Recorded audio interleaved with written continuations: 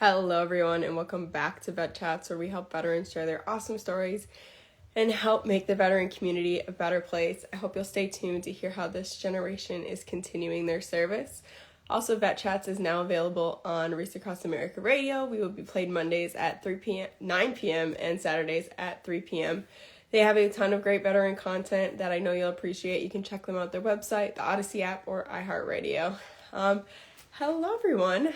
Sorry, I am out of breath as I had to run downstairs to grab something, and I'm in a new location.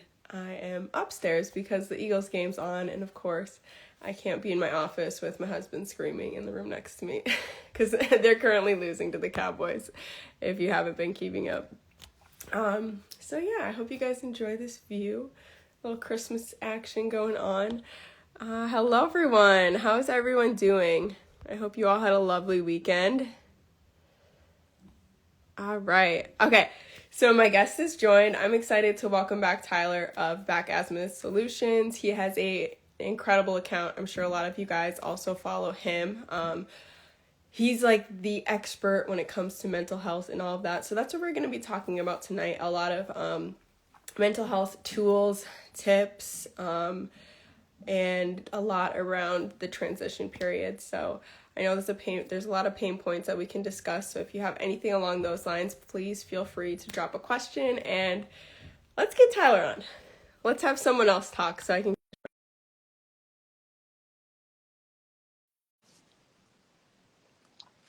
All right. Hey, everybody.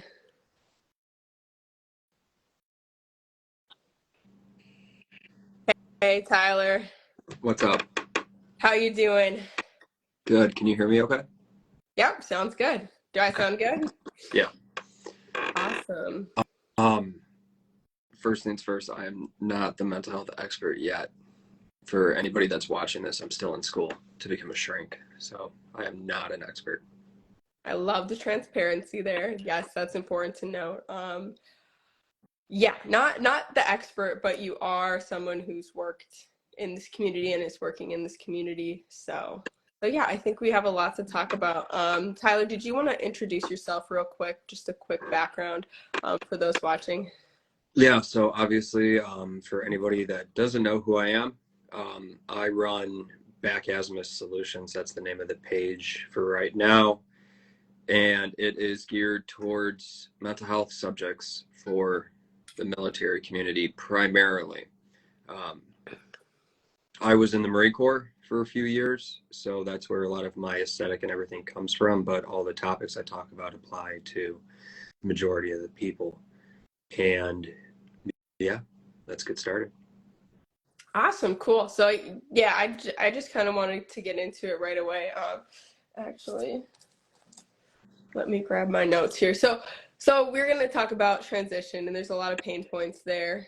I'd like to get into just kind of, I feel like everyone has, there's different things that we all go through, but I think a lot of us experience that sense of loss. And we each kind of interpret that a different way when you get out of the military. And it can really do a number on your mental health. So let's talk about some ways some like coping mechanisms or tools that we could use through those points when we're kind of, just those like stuck points that we get in. When we're going through the transition, right? Right. Yeah. Or any time post transition. Okay. I think the topic of transition itself, just like mental health, is incredibly big. That's why you're kicking butt doing what you're doing on your page, trying to bridge that gap. As it relates to the transition, there's a lot of different pain points associated with that, such as losing the brother and sisterhood, the sense of purpose, the tight-knit community, going back to a bunch of aliens that don't understand who you are and you have a hard time connecting with them. So there's a few things that I came prepared with some notes also. So I'm going to go through a few different things, and you can stop me or jump on it a little bit more if it's one that sticks with you, Jenna. Perfect. I know for myself, one of the big pain points I had was finding that sense of purpose again when I got out of the service, because that was my end all be all that I wanted to do since I was 6.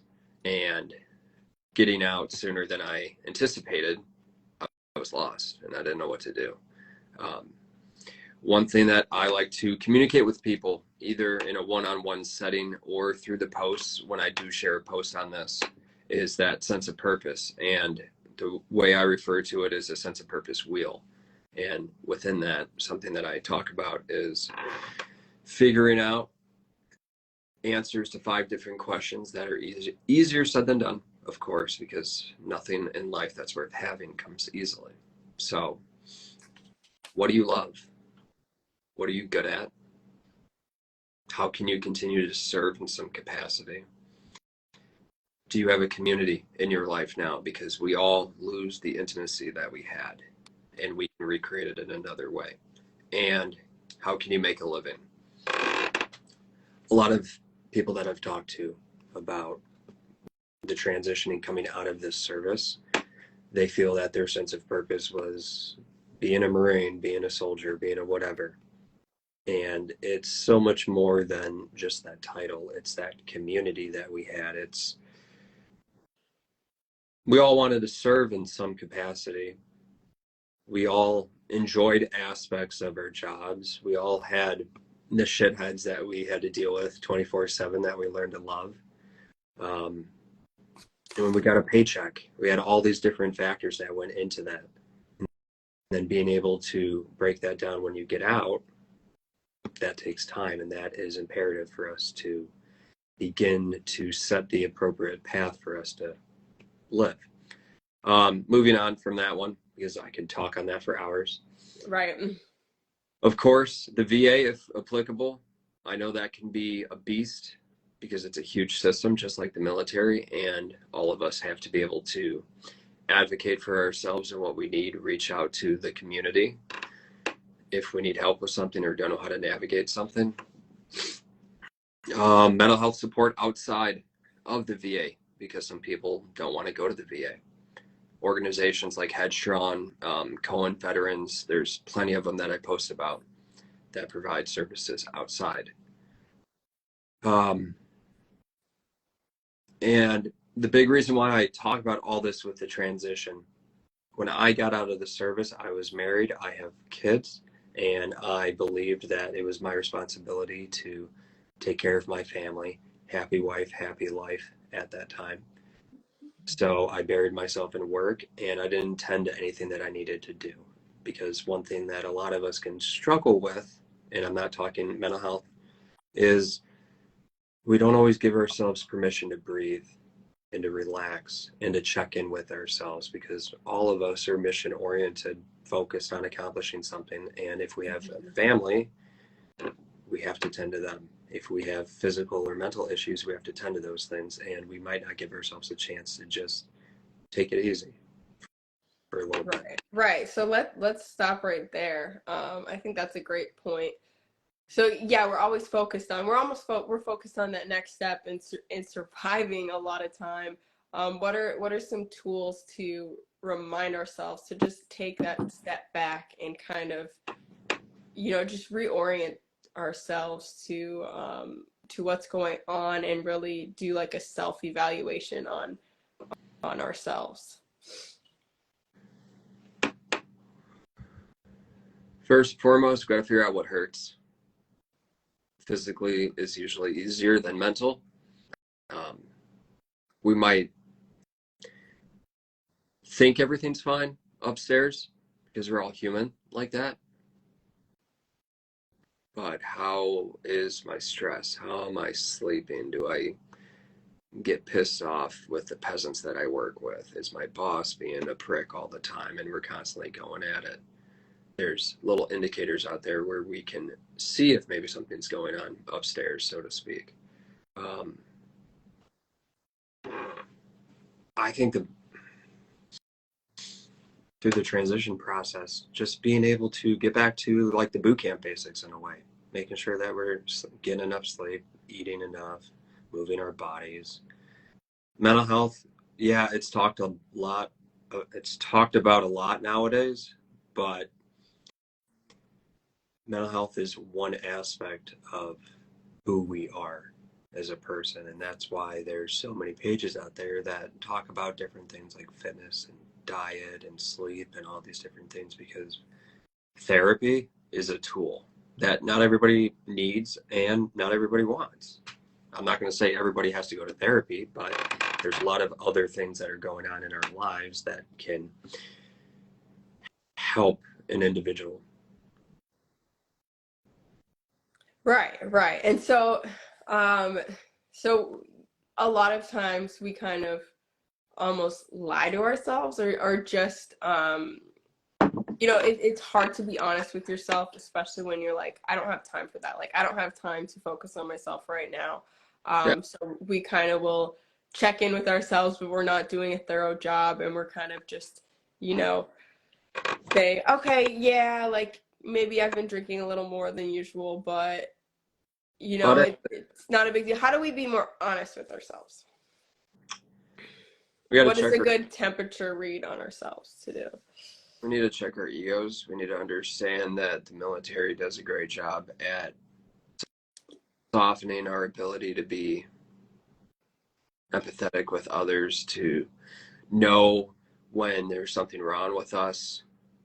I know for myself, coming out of the Marine Corps, it was weapon, gear, body. Tend to the weapon, the gear, then yourself. And my people were a part of that. I was the last thing that I needed to take care of. I had to take care of everybody else.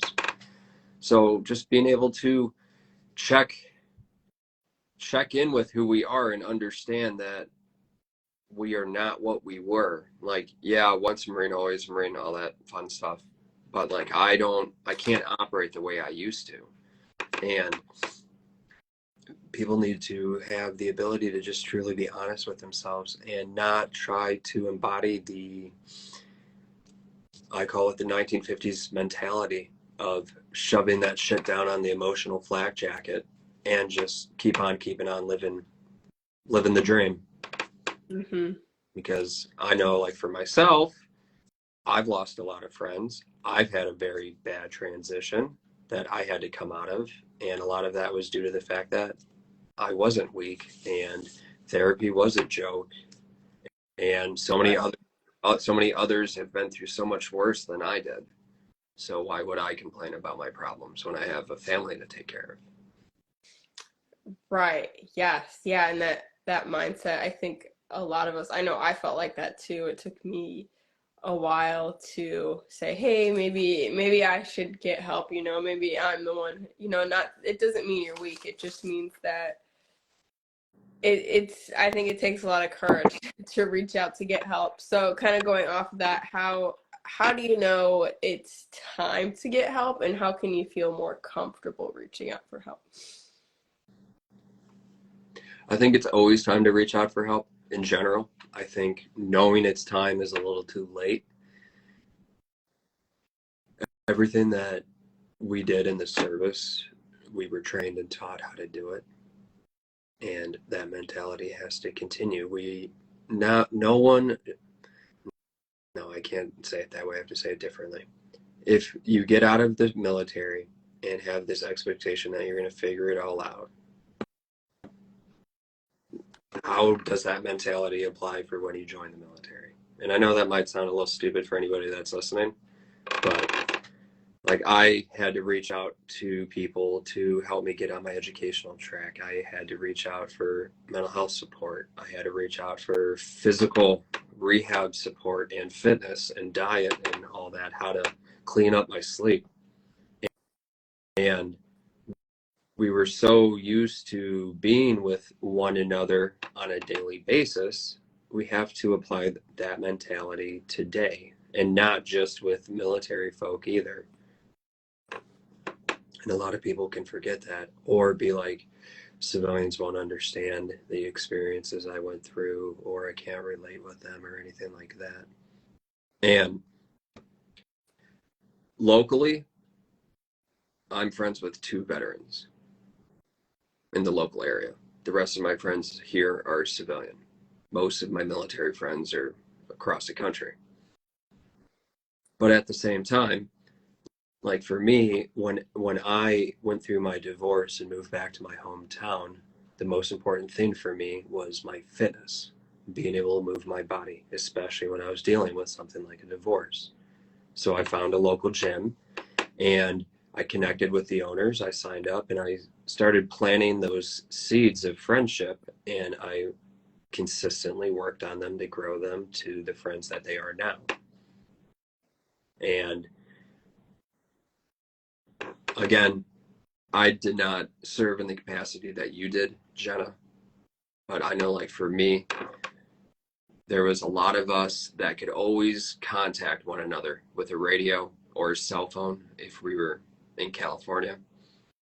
And we always had all this different support that we would reach out to and connect with if we needed another squad, or if somebody got hurt and we had to get them out of there. We would always have the capability to connect with somebody. And then me, in 2015, I didn't want to connect with anyone because I didn't want to be considered weak or broken or malingering or anything like that. So I'm just gonna figure it out because I can do it. Right, and that's another thing that a lot of us as veterans do when we get out. We isolate, and it's, we're so used to being a part of a community, always having to check in. You have to be accountable for where you are, so you're constantly communicating, and we go from that to totally isolating ourselves. I definitely did it. I shut down all my social medias, everything when I got out. I didn't want to connect with anyone. And that really hurt me, but I kind of always question, like, why is that our mindset? Why do we default to that when we get out? Because we miss our friends, we miss the experiences, we have a hard time connecting with people. And I'm talking mostly on my own perspective.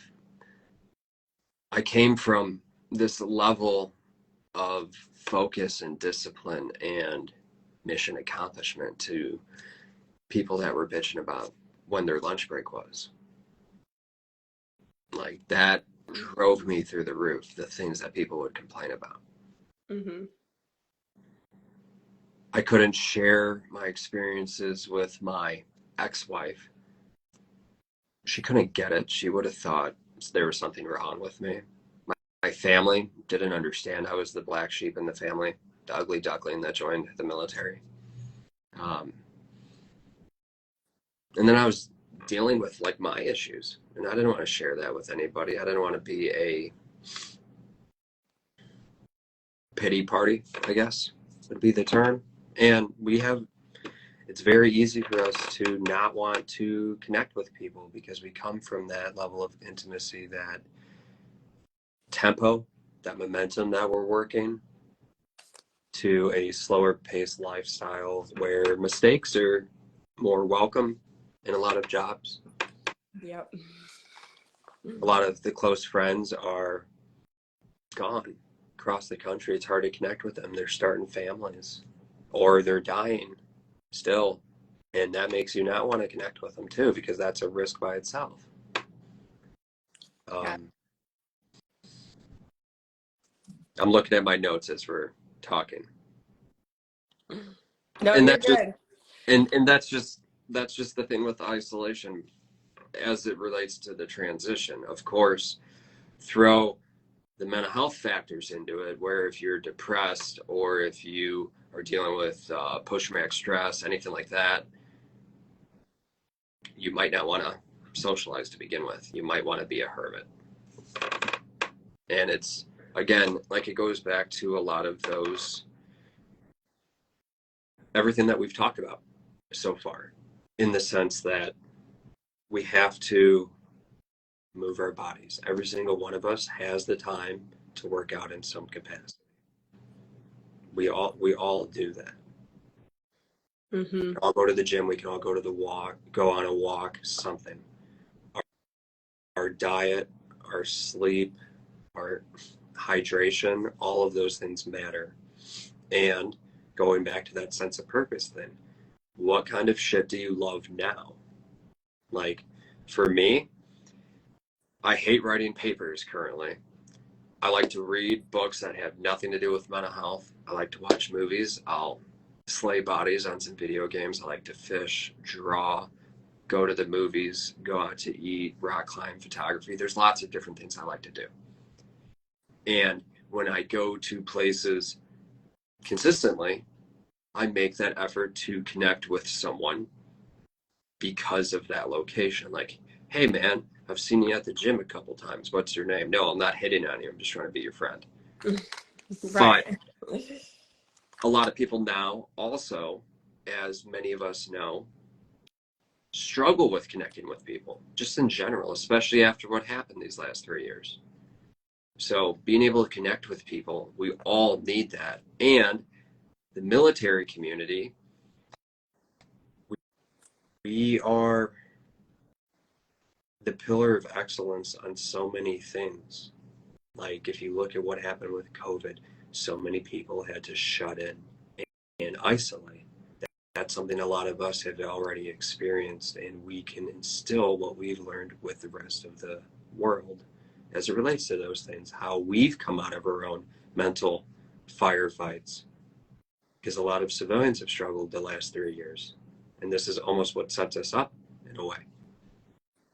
But it's all of these things, from addressing our mental lacerations to our physical ailments to our sense of purpose, all of these things require a proactive approach in a sense, because I know, like for me, I was in the infantry, so we trained to deploy overseas, and through the amount of training and all these different things that we went over on deployment, you were trained for any contingency. It was very proactive. We did not go from boot camp to X location standing on top of an IED not knowing what to do. There's a lot that goes into that process.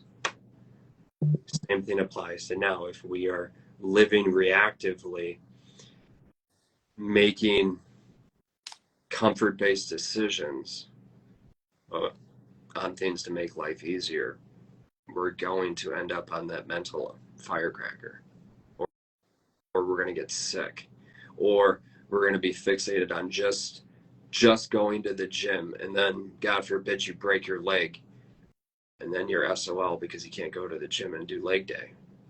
What other hobbies do you have? Are you going to isolate now because that's the only thing that you have in your toolkit? Right. So let's go right there. What are some baby steps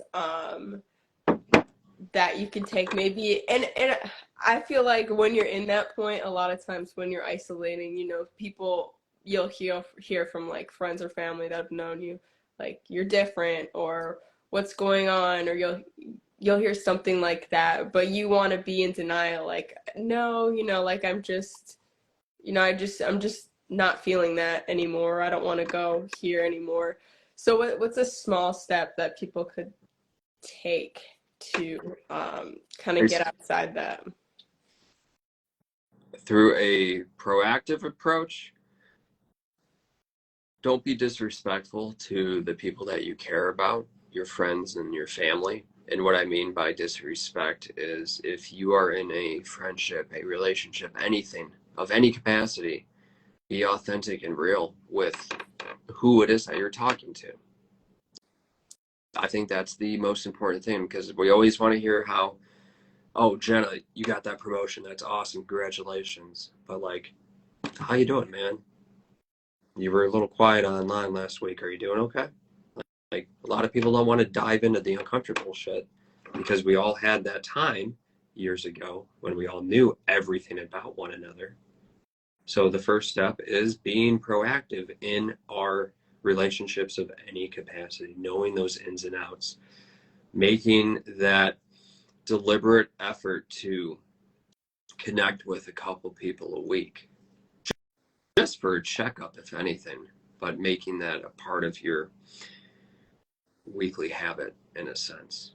And then having, like, for me, if I'm ever dealing with anything emotionally and I feel like I'm going down on the emotional roller coaster, because I'm human too, I have two people lined up that I reach out to. I consider them a part of my safety plan, not in the sense of like a suicide safety plan, just my life safety plan. So Mhm. if I'm feeling the big sad, they know I'm reaching out. Right, and I think that's so important to identify those people. What would you say, like communication wise? Are you say that like they know that you're you're Yes, like they know they're I made it explicitly clear to okay. both of them that, hey, dude, if I'm fucking struggling for any reason, I'm going to get a hold of you and I'm going to give you a code word so you know. Gotcha. Yeah, I think that's a great idea.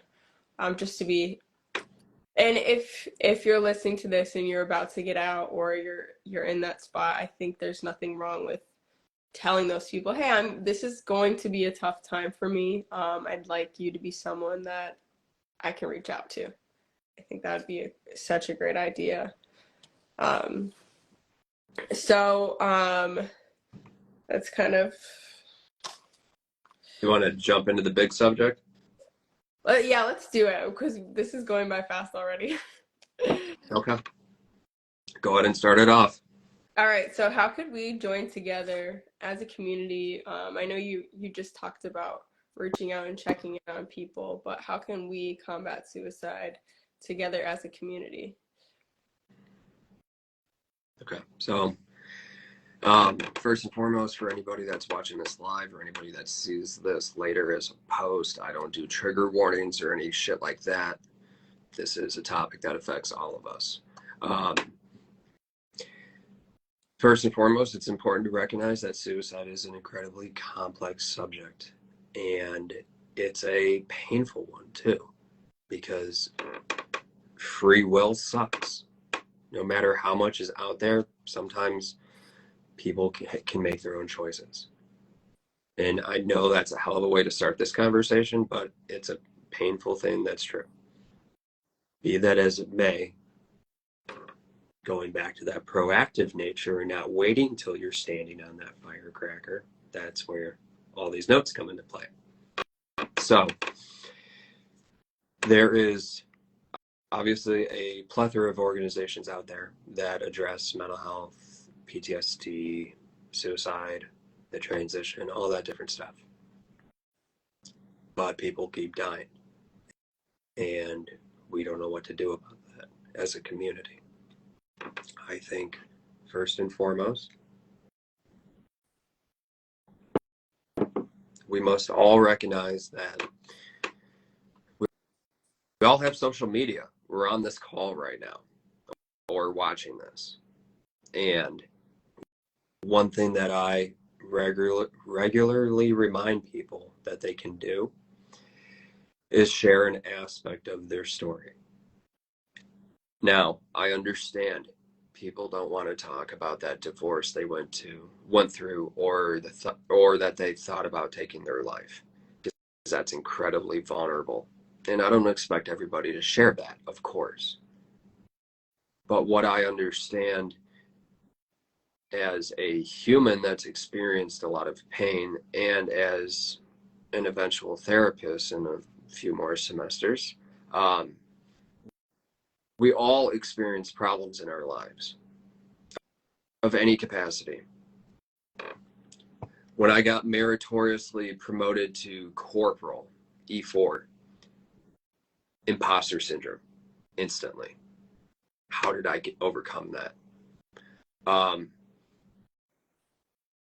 I was dealing with a lot of anxiety when I transitioned out of the service. Um, I was incredibly sick on my deployment for 3 weeks, and I felt like I let my guys down. All these different topics I'm saying are all little things that people can share. And we are on this rock to connect with one another. We're a species, and we need connection with one another. And like I said, Jenna, you might not feel comfortable talking about that horrible thing that happened whenever and whatever that is. because that's your life and you're allowed not to do that. But Jenna probably got fired from a job at some point, even if she was 16. How did you get over that? Can you put that into a post? Because everything we do on here has a very wide and long reach. And just because I felt imposter syndrome back in 2009, I can make a post on that, and that could help John that transitioned out of the Air Force 3 months ago, and he's getting a job now for Google, and he feels imposter syndrome, and that could help him. And the reason why I'm saying this and giving all these different examples is every single person's story matters. And it doesn't matter how much bad shit you went through. That doesn't matter.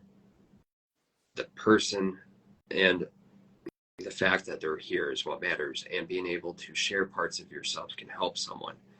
And plus, with so much pain in the planet right now, this is a way that we can all give back. And if we share different parts of ourselves for the world with what we're comfortable with sharing, even if your account is locked and you have 50 followers, those 50 people could change because of that.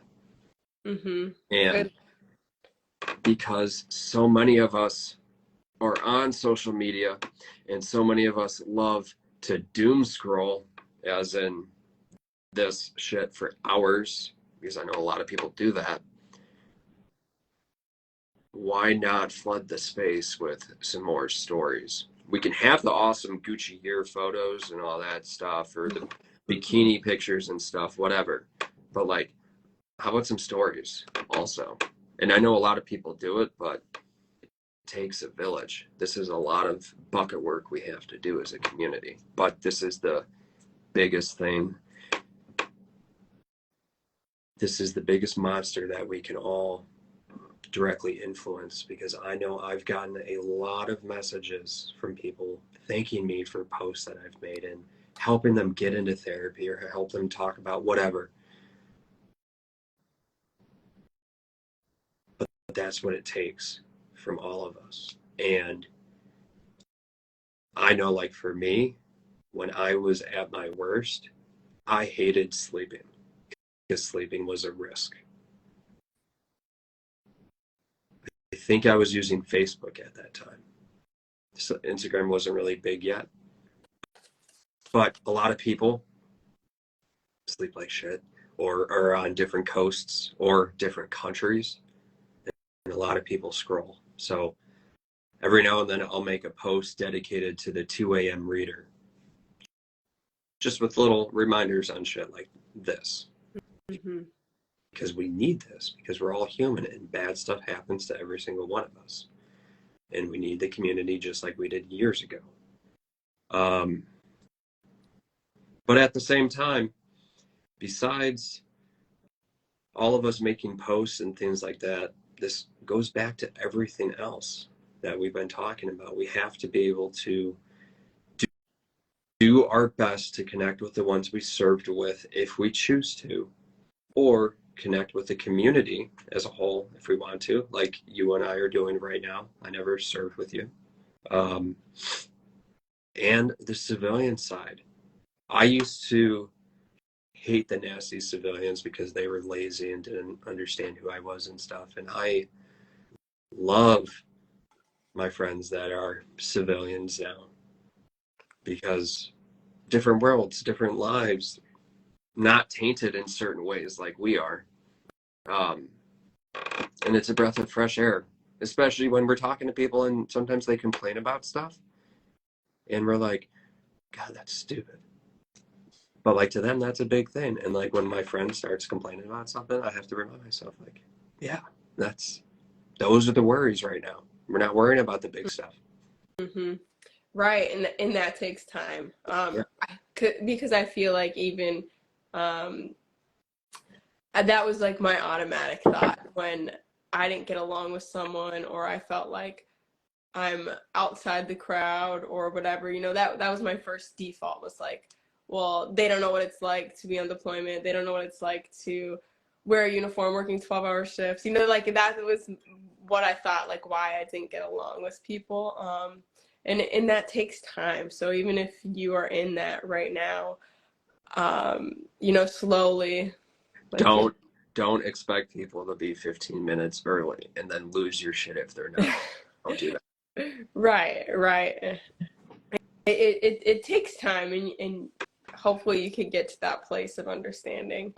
Um, and also, like I kind of talked about in my last post, like even when you try to explain yourself, people they're just not a part of that military world at all. They don't understand. So they're just gonna kind of look at you like, yeah, we don't do that here, you know. Yeah. But that's the good thing about having civilian friends, because there's so much that we get to learn and things we missed out on. They went to college and we served, unless if you were an officer, which I was not. So. Right, the best of both worlds. But when it comes to the subject of suicide, and it is an incredibly painful one, it's important for all of us, first and foremost, to share parts of our stories, whatever we're comfortable with doing, because that can move mountains by itself. Of course, when it comes to those types of subjects, we have all the proactive things that we've been talking about. But at the same time, we have the subject of therapy and mental health and everything that goes into all of that too. And that can be very nerve-wracking for people. Like, I'm in Chicago. We have a FOID card, a FOID card, and you have to have one of those if you own a gun. And a lot of veterans become first responders. We all know that. It's pretty sketchy, pretty sus for a cop to think about going to therapy, because what if he loses his FOID card? Then he can't work. Mm-hmm. Like, there's therapy is that sphere of fog that a lot of people don't understand. And it's also the clinician's responsibility as well to learn about our community, because we are a culture and we are very unique in our lived experiences to the traumatizing stuff we experience. That's also incredibly unique, and it's in the sense that we are exposed to a lot more than a regular civilian. Mm-hmm. But that's why I do this page, to share some of my lived experiences, share some perspectives on some topics, and then teach about certain things. That way, if someone's looking at therapy as a mountain, I'm helping them reach each of the camps so they can summit it. Because, like, Yeah. the first time I went, I was scared out of my mind. Right. Yeah, I was pretty quiet. Yeah, and it takes a while. And I know you talk a lot about on your page finding the right therapist, making sure they're good. But I just wanted to go back because we had a question. Someone said, how much time is needed? And I just wanted to address that real quick, because there's how much time is needed before you Oh, I see that. Yeah. before you like you're gonna stop struggling. I would say there's no set amount of time, and it's different for everyone. What do you want to add to that? That's not the answer that person wants to hear, but that's the truth, though. It can take 2 months. It could take 20 years. It depends on the person. It depends on the factors in their life and what the struggle consists of. Because Mm-hmm. I fucking struggle right now. I currently hate the class that I'm in and the amount of papers I have to write for it. I'm struggling hard on that. But I used to struggle with suicide. So it depends on that person's struggle. But as a community, again, that's why we are all here to help one another. Mm-hmm. That's the thing. And like this page, and me as future therapist and future doctor down the road, I want to be able to provide overwatch to talk people on to whatever it is that they want to achieve. That's my goal. Mm-hmm. So Yeah, and I think the one of the first things is just kind of identify those pain points where you're struggling, what really is hurting the most, like you mentioned before, and how to come up with a game plan or just small steps towards healing that part or yeah, and if getting better. anybody is struggling with something, again, to reiterate, I am not a mental health therapist yet. I'm still a student. But if someone is struggling with something, you can send me a DM. I'm sure you can send Jenna a DM, and we can do what we can to guide you or connect you with somebody else that might have an answer, because I don't have all the answers. No, yeah, and also I'd just like to say we have a Facebook group, and people are always online there, all hours of the night. If you need someone to talk to, I always send people there because we're not online all the time. Yeah. So yeah, I know we got what 4 minutes left, and I just wanted to say like right now, if you could wave a magic wand, what is one thing you wish you could help aid in the veteran community? What's one thing you wish you could either fix or maybe change the narrative around? And I'm kind of putting you on the spot because I know we didn't. Okay. First thing that came to mind would be to simply just get rid of the need of the military in general. That would be an easy fix to a lot of this. Right. But I'm not Miss America, so I can't do that one. Um, just for the community to understand that social media itself is very new. In the grand scheme of things, it's only a few years old, and it is incredibly addicting. It Yeah. is. It's a dopamine fix. You can find a new girlfriend or boyfriend on here. You can get a pizza on here. You can do anything on your phone now, and social media has so much different stuff associated with it that It's an addiction. It really is. it's an addiction. And if you're going to I use was this addicted. I am addicted. if you're going to use this shit, be deliberate in what you're doing. And that's my biggest thing, because like it is so easy to doom scroll for hours looking at reels, and like I love cooking. So my personal page, I follow a bunch of different people that cook food. And I have to check myself that I'm not just doom scrolling bullshit for hours. Because at the same time, just like the music we listen to, if we're hurting, we might gravitate towards messed up music because we're hurting. Same for social media. Like Right. if I'm hurting, I'm not kicking babies and listening to that kind of stuff. Like I'm turning on like Kesha or Celine Dion or something to like change my headspace. Same thing with the social media stuff. Like that's why it's important for all of us to push healthy content, focus on growth and resiliency, because not everyone's not everyone cares about mental health, and I understand that. Not everybody is as passionate about the subject as I am, and that's Or okay. even understands it. Well, yeah, there's a lot I don't understand still, but we care about one another, and we were willing to die for one another. Let's live for one another. Let's be there, hold each other accountable, and call you out, Jenna, on your BS when you're not doing okay. Like, why aren't you going for a walk right now? Like, fix yourself. What do you need me to do? Like, there's nothing wrong with cussing somebody out like we used to, just in a different way. And Right. a lot of people forget that. Like, anybody I talk to on social media, I try to respond to every single person. Like, if you're a friend, I'm going to call you out if you're fucked up, and I'm going to help you with whatever that is, because we need each other. And I've lost too many people. I'm sure you've lost too many people. And with the way that no, not tactfully. If somebody, I'm looking at the comment, if my buddy is being lazy and prestiging on Call of Duty, like, no, bro, like, let's go to the gym. Or, brother, why are you going to the bar every single night? Let's go rock climbing or fishing. Like, geez.